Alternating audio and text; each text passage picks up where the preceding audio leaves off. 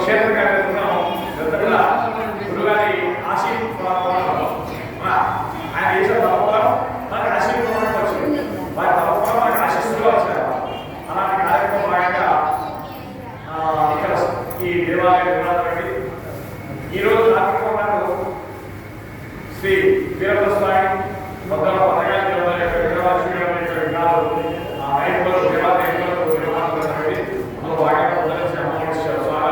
గణపతి పూజ మండపాల ఇవన్నీ ఏర్పాటు చేశాం. చేశాక గంటలకు ఆ వీరభద్రస్వామి విగ్రహం నిర్మాణం జరిగింది. ఆ విగ్రహాన్ని జరిగింది. ఆ తర్వాత గణపతి హోమం, నవగ్రహం, రుద్రహోమం, మూలవరం చేశాం. తర్వాత మండపాలు చేశాం.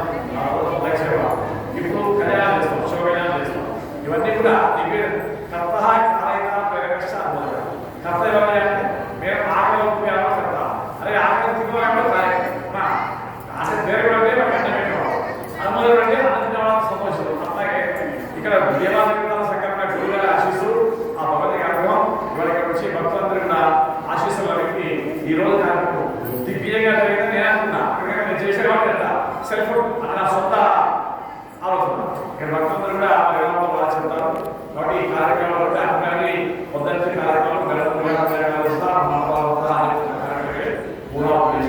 అదే విధంగా అన్నదాన విశేషమైన అనుగ్రహంగా పొందొచ్చారు.